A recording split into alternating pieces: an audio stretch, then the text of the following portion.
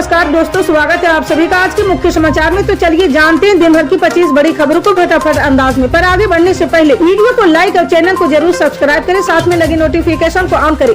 चलिए video start करते हैं। छत्तीसगढ़ के पूर्व सीएम अजीत जोगी की पार्टी जनता कांग्रेस छत्तीसगढ़ का विलय कांग्रेस पार्टी में शामिल हो सकता है। जी हां, दरअसल जेसीसी के नेता और पूर्व सीएम की पत्नी रेणु जोगी के एक पत्र से इसको लेकर हलचल तेज हो गई। रेणु जोगी ने कांग्रेस को पत्र लिखकर समान विचारधारा के आधार पर पार्टी में शामिल होने की इच्छा जताई है। जी हां, 18 दिसंबर को रेणु जोगी ने कांग्रेस के प्रदेश अध्यक्ष दीपक बैज को एक पत्र लिखा।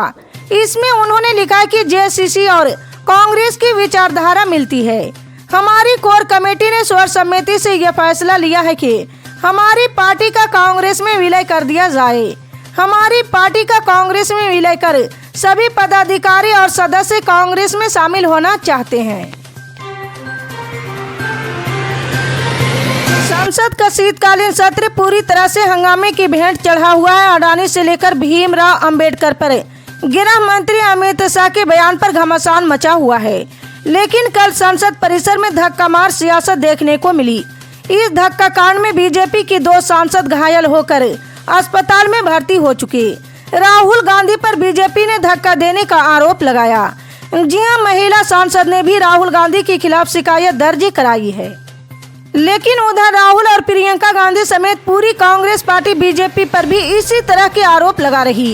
इस बीच खबर है कि बीजेपी की एक और सांसद संतोष पांडे भी राहुल गांधी के धक्के की वजह से गिर गए।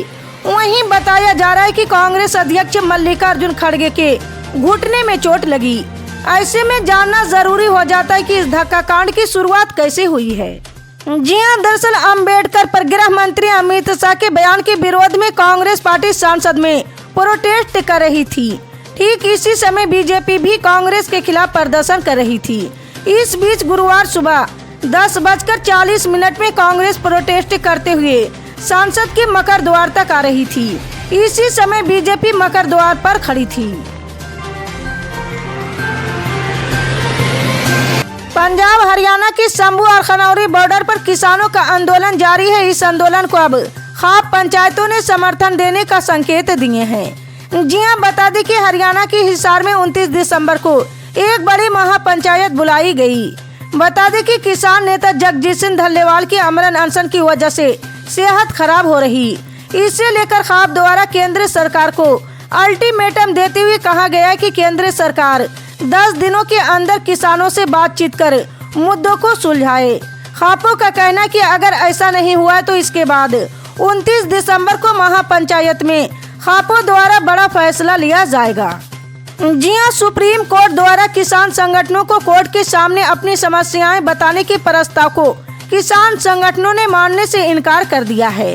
किसान मजदूर मोर्चा के नेता तेजवीर सिंह ने कहा है कि इससे पहले भी किसानों से जुड़े कई मामले सुप्रीम कोर्ट और देश के अन्य उच्च अदालतों के सामने पेंडिंग पड़े हैं, लेकिन उन पर कोई ठोस कार्रवाई अदालतों के द्वारा नहीं की गई है। ऐसे में सुप्रीम कोर्ट के द्वारा किसान संगठनों को अपनी समस्याएं लेकर बुलाए जाने का वो स्वागत करते हैं, लेकिन वो चाहते कि पहले सुप्रीम कोर्ट केंद्र सरकार को बाध्य करे कि वो आंदोलनकारी किसानों से बातचीत करके उनके मुद्दों को सुलझाएं। तभी सुप्रीम कोर्ट का भरोसा किसान संगठनों के द्वारा किया जा सकता है। राज्यसभा में संविधान पर चर्चा के दौरान गृह मंत्री अमित शाह के बयान पर विपक्ष जमकर निशाना साध रहे हैं। जी हां, कांग्रेस के बाद अब अरविंद केजरीवाल भी मामले को जोर शोर से उठाया। केजरीवाल ने अंबेडकर विवाद को लेकर बिहार के मुख्यमंत्री नीतीश कुमार और आंध्र प्रदेश के सीएम चंद्रबाबू नायडू को पत्र लिखा है।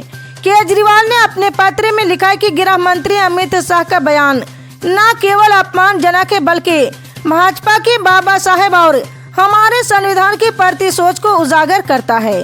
देश भर में करोड़ों लोगों की भावनाएं आहत हुई है। जी हां, केजरीवाल ने अपने पत्र में लिखा है कि नीतीश कुमार और चंद्रबाबू नायडू एनडीए सरकार के अहम सहयोगी हैं। उन्हें केजरीवाल से अपना समर्थन वापस लेने पर विचार करना चाहिए। केजरीवाल ने आगे कहा कि ये बयान देने के बाद अमित शाह जी ने माफी मांगने की बजाय अपने बयान को उचित ठहराया है। भारतीय मौसम विभाग ने जानकारी दी है कि अगले 5 से 7 दिनों तक उत्तर पश्चिम भारत में शीतलहर की स्थिति बनी रहेगी, जिससे कई राज्यों में कड़ाके की ठंड का असर पड़ेगा। वहीं दक्षिण पश्चिम बंगाल की खाड़ी में एक सुस्पष्ट निम्न दबाव का क्षेत्र बन चुका है, जिसके कारण तमिलनाडु, तटीय आंध्र प्रदेश और रायलसीमा में भारी बारिश की संभावना जताई जा रही है। जी हां, इस बीच तटीय आंध्र प्रदेश और यानम के लिए बहुत भारी बारिश का ऑरेंज अलर्ट जारी किया गया है, जबकि रायलसीमा के लिए तीव्र बारिश का येलो अलर्ट घोषित किया गया है।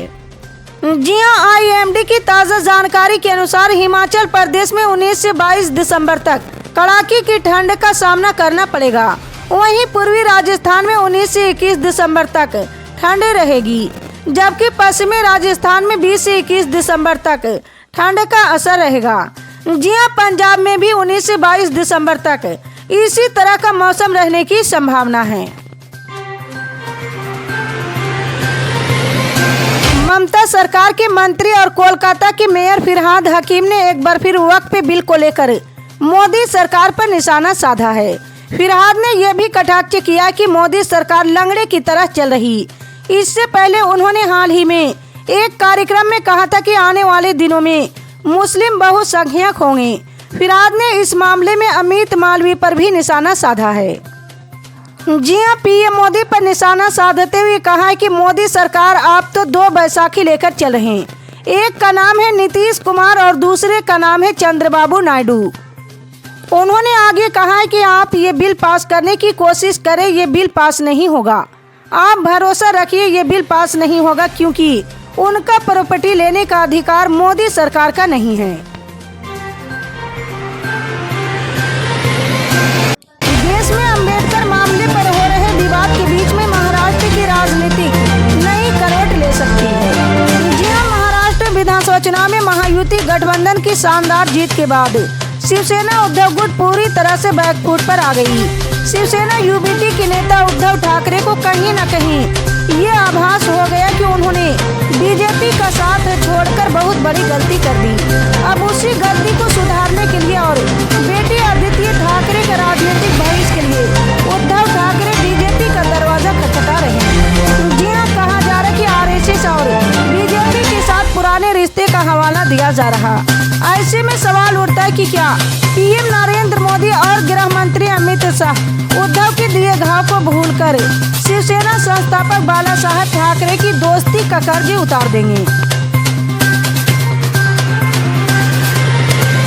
कीमती मेटल से सोना और चांदी के दाम में जबरदस्त गिरावट देखी जा रही है और ये दोनों आज बेतहाशा सस्ती होकर मिल रहे हैं। आज सुबह कारोबार खुलते ही सोने में 750 रुपये प्रति 10 ग्राम के निचले स्तर पर कारोबार देखा जा रहा।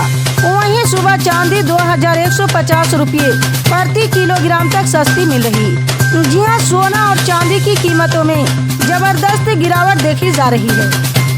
मल्टी कमोडिटी एक्सचेंज पर सोना 75,936 रुपये प्रति किलोग्राम पर आ गया। इसमें 717 रुपये या 0.94% की गिरावट देखी जा रही है और ये 75,600 रुपये से सस्ता हो गया है। वहीं इस समय चांदी 1,980 रुपये या 2.19% गिरकर 88,400 रुपये प्रति किलोग्राम के लेवल पर आ गई है। यूपी के संभल से सपा सांसद जियाउर रहमान बर्की की मुश्किलें बढ़ती ही जा रही है। पुराना मीटर बदलने और मीटर टेम्परिंग की बात सार्वजनिक करने के बाद अब बिजली विभाग ने बर्की के घर पर इस्तेमाल होने वाले इलेक्ट्रॉनिक उपकरणों की लिस्ट जारी कर दी। जी हां, हैरान करने वाली बात यह कि बिजली विभाग ने सुबह बताया था कि बर्की के घर पर पिछले 1 साल की रीडिंग शून्य मिली। वहीं अब जो लिस्ट सामने आई उसमें बर्की के घर से 16.5 हजार वाट के उपकरण मिलने की बात कही गई है। बिजली विभाग ने लिस्ट जारी कर बताया कि सपा सांसद के 2 मंजिला घर में 83 बल्ब, 19 पंखे और 3 AC चलाए जा रहे थे। इसके अलावा गीजर से लेकर माइक्रोवेव तक तमाम उपकरणों के बारे में भी बताया गया। बिजली विभाग की टीम का कहना कि बर्की के घर पर 16,480 वाट के उपकरणों का इस्तेमाल किया जा रहा था।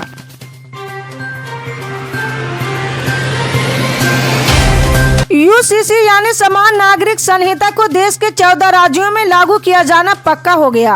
जी हां, अमित शाह ने साफ कर दिया कि उत्तराखंड की तरह ही सारे बीजेपी शासित राज्यों में यूसीसी लागू होकर रहेगा। जी हां, लेकिन उन राज्यों में क्या होगा जहां एनडीए की सरकार है।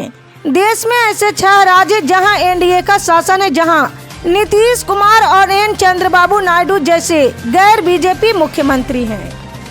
केंद्र की एनडीए सरकार नीतीश कुमार और चंद्रबाबू नायडू के समर्थन पर ही टिकी हुई है और समान नागरिक संहिता ऐसा मुद्दा है जिस पर जेडीयू और टीडीपी के लगभग एक ही जैसा विचार है। यूसीसी वर्षों से बीजेपी के एजेंडे और चुनाव घोषणा पत्र का हिस्सा रहा।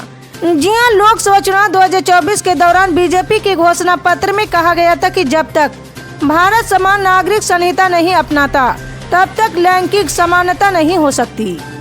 इसी तरह की पल पल के अपडेट जानने के लिए जुड़े रहे हमारे MSP न्यूज के साथ। मिलते हैं अगली बड़ी खबर में, तब तक के लिए जय हिंद।